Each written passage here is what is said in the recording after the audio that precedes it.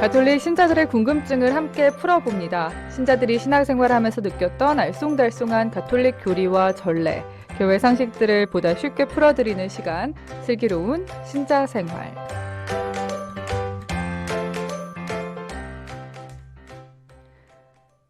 네, 이 코너는 신자 재교육 시간으로 새신자와 예비신자에 이어서 이제는 모든 가톨릭 신자들의 궁금증을 풀어봅니다. 앞으로 보다 더 심도 깊은 가톨릭 궁금증 함께 살펴볼 텐데요.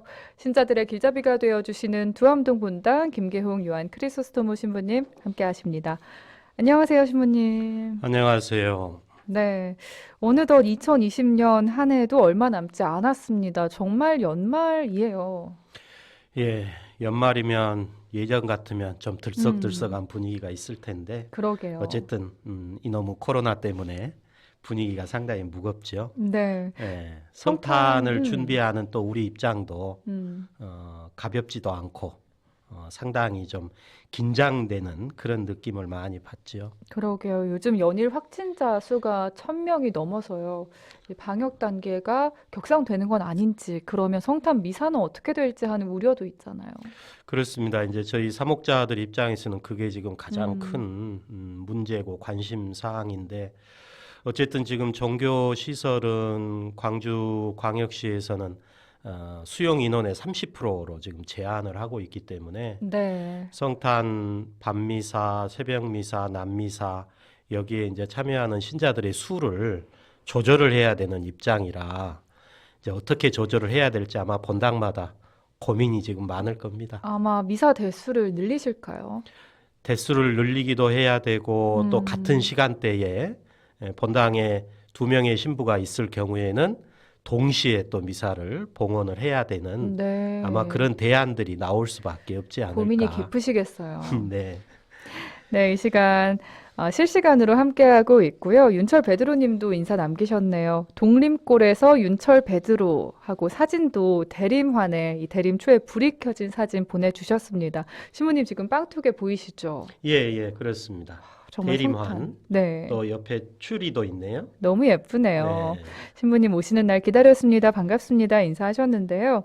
이 시간 저희 유튜브와 스마트폰 앱 CPBC빵 통해서 보이는 라디오로도 함께할 수 있습니다. 영상 공유하기도 해주시고 댓글도 남겨주시고요. 유튜브 댓글로 파비아노 님도 오셨어요. 신부님 반갑습니다. 아나운서님 반갑습니다 하시면서요.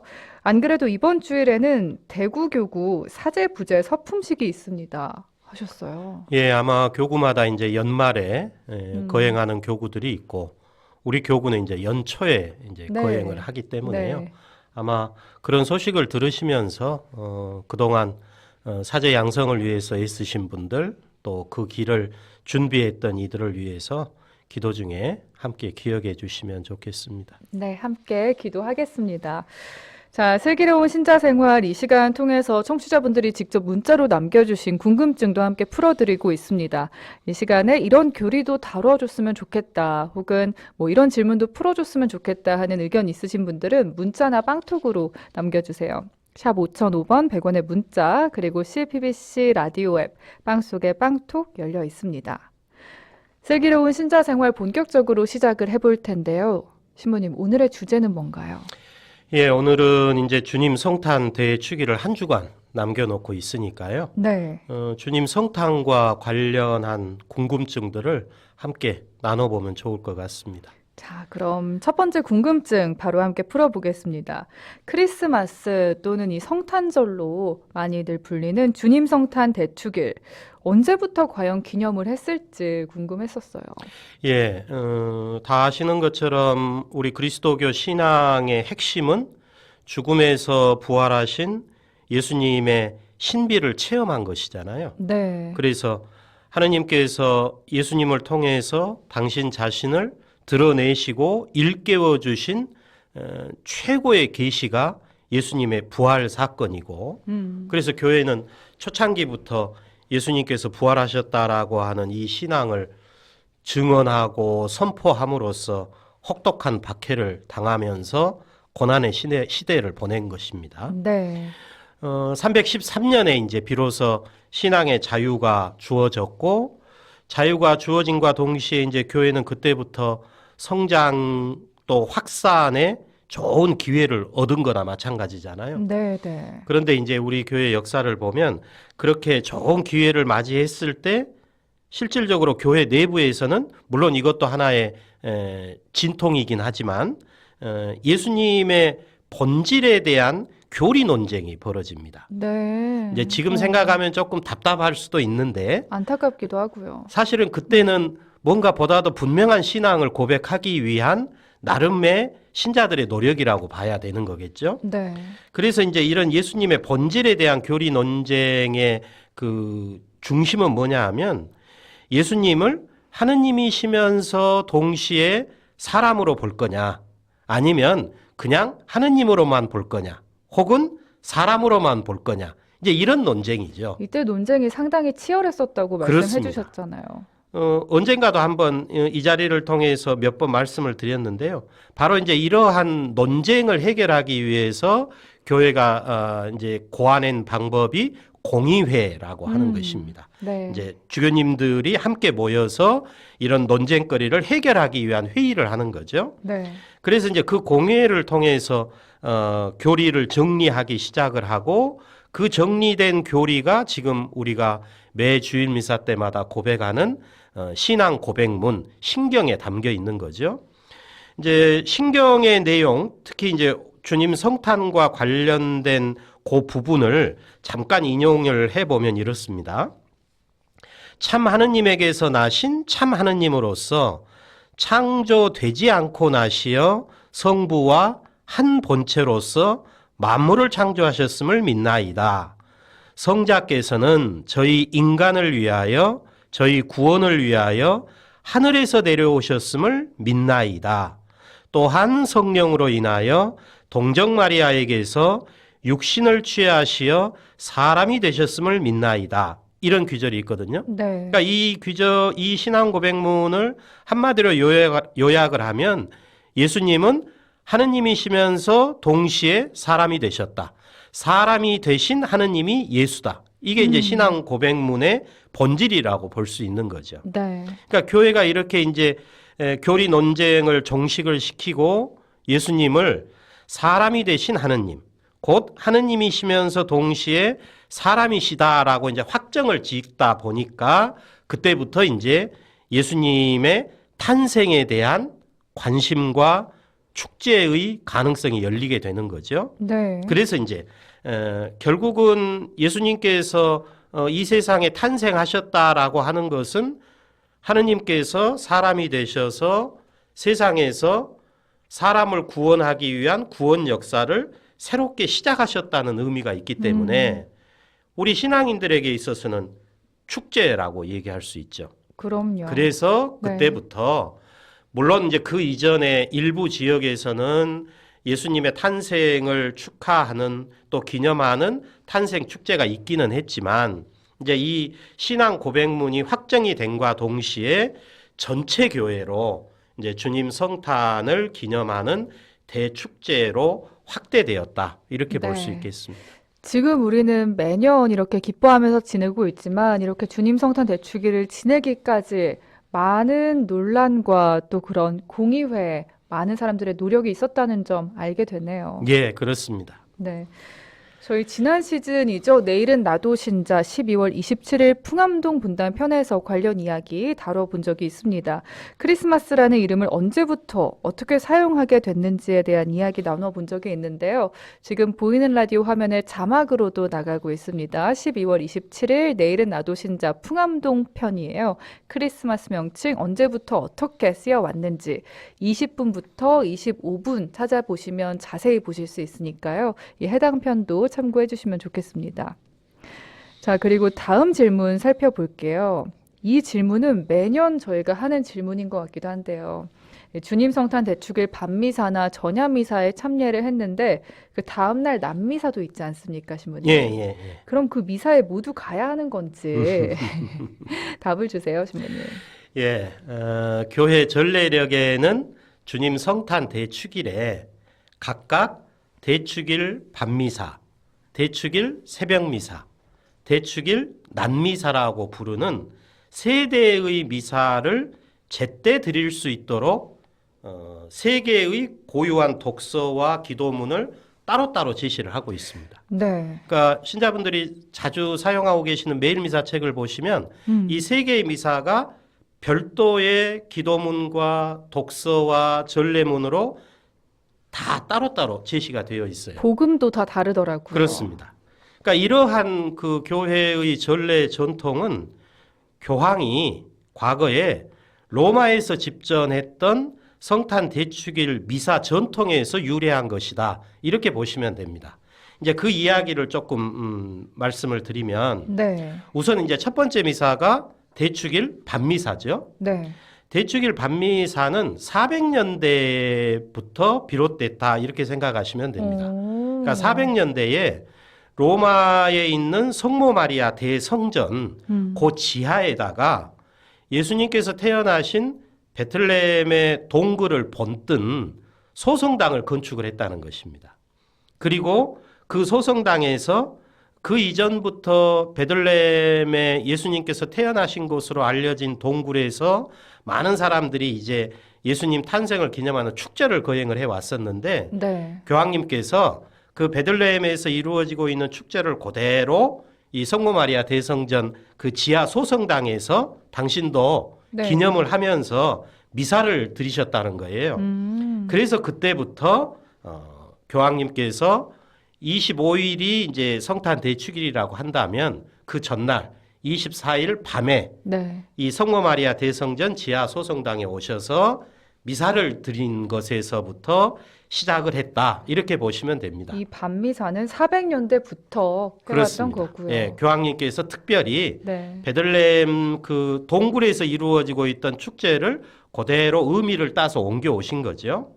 그래서 현재 우리가 거행하고 있는 밤미사의 분위기를 보시면, 그러니까 네. 그날 독서와 복음의 내용을 보시면 예수님의 탄생으로 시작되는 하느님의 새로운 구원 역사를 우리 모두가 준비된 자세로 맞이하는 축제의 상황이라고 볼 수 있습니다. 그러니까 예수님의 탄생을 우리가 마치 기다렸다가 그 현장에서 막 맞닥뜨린 그런 이제 분위기라고 보시면 됩니다. 네. 그래서 이제 예전에는 주로 자정의 미사를 드렸죠. 네, 맞아요. 그래서 자정미사라는 표현을 썼는데 요즘은 이제 그런 경우들이 없다 보니까 이제 자정이라는 말 대신에 밤미사라는 이제 표현이 공식적으로 사용되고 있고 이 밤미사의 별칭이 뭐냐 하면 천사들의 미사라는 별칭을 갖고 있습니다. 천사들의 미사요. 예, 방금 제가 말씀드렸던 것처럼 이 미사의 분위기가 네. 예수님 탄생을 준비하고 이제 막 그 시작을 알리는 성격을 지니다 보니까 우리가 성경에 보면 천사들이 주님의 탄생을 알리잖아요. 네. 목동들에게. 네. 그래서 이 미사를 천사들의 미사라는 별칭으로 부르기도 합니다. 이렇게 풀어주시니까 이해가 쏙쏙 되네요. 그 다음에 이제 두 번째가 대축일 새벽 미사잖아요. 이것은 500년대부터 시작됐다라고 보시면 됩니다. 이거는 좀 유래가 좀 독특한데요. 네. 교황님께서 로마에 있는 성 아나스타시아 성당, 이 아나스타시아라고 하는 성녀는 동로마 제국에서 순교하신 성인이십니다. 그러니까 이 성인을 기리는 성당이 로마에가 있었고, 네. 그래서 교황님께서 이 성인을 기념하는 미사를 드리셨는데 왜 이 성전에 가셔서 교황님이 미사를 드리셨냐면 이 성인의 기념일이 12월 25일입니다. 하필 딱 그날이군요. 그래서 이제 교황님이 12월 25일에 네. 그 동로마 제국 신자들이 이 서로마에 와서 살고 있었고 그래서 그들을 위해서 교황님께서 일부러 그 성당에 찾아가셔서 미사를 드렸던 것에서부터 유래가 됐다 이렇게 설명을 합니다. 이제 처음에는 아나스타시아 성인을 기념하는 미사였지만 이제 차츰차츰 세월이 흘러가면서 12월 25일이라고는 날짜의 성격 때문에 네. 성탄으로 바뀌게 되는 거죠. 성탄을 기념하는 미사로 바뀌게 됩니다. 그래서 현재 우리가 거행하는 새벽 미사의 그 분위기를 보면 네. 루카복음의 내용을 그날 우리가 복음으로 읽습니다. 그러니까 그 루카복음의 내용이 뭐냐면 예수님 탄생 당시에 들에 살면서 양떼를 지키던 목자들이 천사의 선포를 듣고 구유에 누워 계신 아기 예수를 처음으로 찾아뵙고 찬양하고 찬미했다는 내용이거든요. 새벽미사의 분위기가 그런 것입니다. 그래서 새벽미사를 역시 어떤 별칭으로 부르냐면 목자들의 미사다 이렇게 별칭을 갖고 있는 거죠. 밤미사가 천사들의 미사였다면 새벽 미사는 목자들의 미사. 미사라고요. 그러니까 맨 처음으로 주님의 탄생을 경배했었던 사람들이죠. 그게 이제 새벽 미사라고 보시면 됩니다. 네. 그다음에 이제 세 번째가 대축일 난미사인데요. 네. 본래 이제 이것은 교황님이 성 베드로 대성전에서 12월 25일 낮에 장엄하게 드렸던 미사입니다. 그러니까 본래는 이거 한 대였었는데 방금 말씀드렸던 것처럼 24일 성모 마리아 대성전 소성당에서 교황님께서 베들레헴 축제를 기념하는 의미로 밤에 와서 미사를 드림으로 인해서 밤미사가 시작이 됐고 또 아나스타시아 성인을 기념하는 미사를 드리다가 그것이 이제 12월 25일이라는 날짜와 맞아 떨어지면서 성탄 미사로 전환이 됐고 그것이 오늘날 새벽 미사로 이제 자리를 잡게 됐듯이 대축일 남미사는 이제 본래 거행했던 미사죠. 네. 그래서 이제 이 남미사의 분위기는 역시 복음의 내용을 보시면 됩니다. 요한복음서인데요. 네. 하느님께서 사람으로 탄생하신 그 강생의 신비를 찬양하는 것입니다. 그러니까 지금도 계속해서 말씀으로 우리 안에서 강생하시는 하느님을 찬미하는 미사가 이제 남미사라고 보시면 됩니다. 그래서 남미사의 별칭이 뭐가 되겠습니까? 말씀 미사겠네요. 그렇죠. 그래서 남미사의 별칭은 말씀 미사 이런 별칭을 갖고 있는 거죠. 그러니까 이렇게 세 대의 미사가 나름대로 각각 성격이 다른 거죠. 그리고 그 유래는 교황님께서 이제 성탄을 기념하는 미사를 드림으로 인해서 시작이 됐는데 현재 이제 우리 전례력 그 지침에 보면 사제는 주님 성탄 전날 밤 또 당일 새벽 그리고 낮에 세 대의 미사를 드릴 수 있다 이렇게 돼 있습니다. 네. 드려야 한다가 아니고 드릴 수 있다. 그렇군요. 그렇기 때문에 신자들이 사제와 함께 세 대의 미사를 이틀에 걸쳐서 다 드려야 되느냐? 이건 의무는 아닙니다. 사제도 의무는 아니지만 네. 신자들 역시도 이건 의무라고 얘기할 수 없는 거죠. 그러니까 신자들은 본인의 처지에 따라서 세 대의 미사 중에 한 대의 미사를 드리는 것만으로도 충분하다고 생각합니다. 단 방금 설명드린 것처럼 세 대의 미사가 각각 담고 있는 고유한 의미가 있기 때문에 그것을 알고 내가 그 고유한 의미를 새기기 위해서 본인의 원의에 따라서 두 대, 세 대를 내가 다 해보겠다 한다면 그거야 말릴 수는 없는 거죠. 자유로운 선택입니다. 네. 신부님의 설명을 듣고 나니까 이날 세대의 미사를 다 드리고 싶은 그런 욕심도 나네요. 예. 자, 오늘 끝으로 산타클로스에 관한 궁금증 함께 풀어보겠습니다. 859 애청자님도 이런 문자를 주셨어요. 요즘 많이 하는 유머기도 한데 신부님 혹시 들어보셨을까요? 올해 산타는 자가격리 때문에 1월에나 오신다네요. 아, 네. 그 가능한 얘기인데요. 왜냐하면 한국으로 들어오려면 자가격리를 해야 되지 않습니까? 그러게요.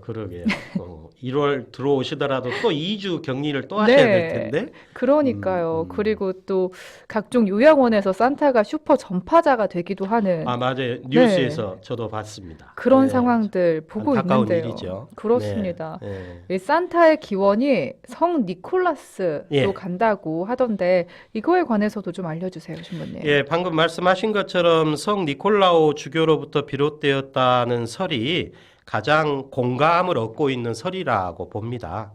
현재 전례력에 제시되어 있는 성 니콜라오 주교 기념일은 12월 6일입니다. 이 주교님은 300년대 인물입니다. 소아시아 지역, 그러니까 지금 터키죠.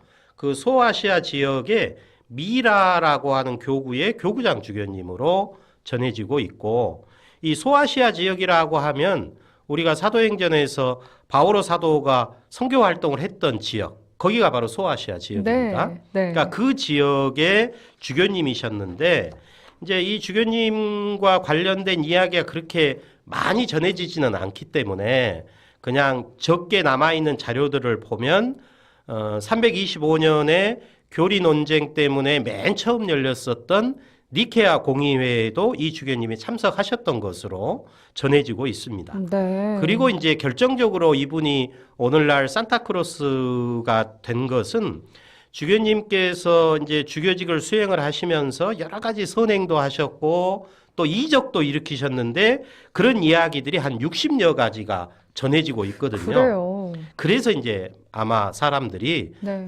이분의 모습을 보고 이야기를 듣고 성인으로 공경을 했던 것 같아요. 그러니까 니콜라오 주교님이 이미 신자들 사이에서는 400년대에 성인으로 공경을 받고 있었다 그럽니다. 네. 그리고 이제 이 니콜라오 주교님의 이야기가 소아시아 지역에서 유럽 교회로 전해지게 됐고 주교님이 선정하신 날짜가 12월 6일이다 보니까 12월 6일 날 축제를 했던 거죠. 성 니콜라오 축제를 했던 겁니다. 네. 근데 이제 우리가 지금도 마찬가지지만 유럽이라는 나라가 한 나라가 아니잖아요. 그러니까 각 나라마다 자기네 말로 성 니콜라오를 부를 거 아니에요. 발음이 다 발음이 다 다르겠네요. 틀릴 거 아니에요. 거의 한 50여 가지가 됐다 그럽니다. 오. 근데 이제 지금 산타클로스라고 우리가 부르게 된 것은 네덜란드 사람들의 발음이 많이 작용을 했을 것이다라고 추정을 합니다. 왜냐하면 네덜란드 사람들이 이제 미국으로 이주를 하고 미국에 와서 이들이 중심이 돼가지고 12월 6일에 지내던 니콜라오 주교님의 축제를 12월 25일로 바꾸고 그네들의 이제 발음으로 니콜라오인데 그게 이제 산타클로스라는 이름으로 알려지게 되면서 오늘날 이제 우리가 부르는 이름이 됐다라고 보는 게 거의 네. 공감을 얻고 있는 것 같습니다. 그럼요. 시간의 흐름과 함께 점점 변화해 온 거네요. 그렇죠. 그래서 지금 산타크로스의 모습을 보면 네. 빨간색이잖아요. 네, 맞아요. 이제 보통 주교 복장 하면 빨간색을 연상을 하거든요. 그래서 주교 복장인 빨간색은 유지를 하고 거기에 이제 점점 시간이 흘러가면서 선물 보따리를 든 하얀 수염을 기른 아주 풍채 좋은 네. 인자한 할아버지로 지금은 이제 변화가 된 거죠. 그러니까 이 이제 소아시아 유럽을 걸쳐서 미국에 이르기까지 이제 퍼져 나가면서 거기에 이제 여러 가지 사람들의 이제 이야기도 같이 포함이 되고 또 지역마다 이제 다양하고 독특한 모습들과 훈훈하고 감동적인 이야기들이 이제 첨가가 되면서 네. 오늘날 산타크로스가 됐다 이렇게 보시면 될 것 같습니다. 네, 오늘 주님 성탄 대축일을 앞두고 관련 궁금증 풀어봤습니다. 윤철 베드로님도 이 남미사가 말씀 미사라는 점 유념하면서 미사를 드려야겠습니다. 감사합니다 하셨고요. 영숙 모니카님도 오랜만에 출첵해 주셨네요. 루피노님도 오셨고 또 문자로 오신 분도 있죠. 9832 애청자님, 나에게 성탄이란 따뜻한 하느님의 품속이다 하셨는데요. 신부님, 가톨릭 신자로서 주님 성탄 대축에 저희 어떤 마음과 자세로 맞이하면 좋을까요? 예, 예수님의 성탄은 하느님이 사람에게 주신 선물입니다. 최고의 선물입니다. 하느님이 사람이 되어 오신 거죠. 그리고 우리의 크고 작은 걱정 속으로, 불안 속으로, 희망 속으로, 우리 일상생활 속으로 들어오신 겁니다. 보잘것없고 무기력한 우리 삶에 당신 자신을 맞추시러 오신 거죠. 네. 아주 연약한 아기가 돼서 우리에게 오시는 축제라고 볼 수 있습니다. 또 어떤 분들은 그런 표현을 했습니다. 세상의 어둠을 없애버리기 위해서 오신 것이 아니고 세상의 어둠 속으로 들어오셔서 그 어둠을 밝히시기에 오셨다. 이런 표현을 하는 걸 봤습니다. 어쨌든 언제나 우리 가까이 또 변함없이 우리와 함께 하기 위해서 탄생하신 분이 예수님이십니다. 이러한 의미가 담긴 하느님의 선물에 감사하면서 기쁨으로 맞이하는 성탄 대축일이 되시기를 바랍니다. 네. 두암동 분당 김계홍 요한 크리소스토모 신부님과 함께 했고요. 저희 다음 주에 특집 방송 관계로 2021년 새해 신부님과 또 함께 할 텐데 미리 성탄 축하드리고요, 신부님. 예, 저도 축하드립니다. 네, 기쁜 성탄 되시길 기도하겠습니다. 감사합니다, 신부님. 감사합니다.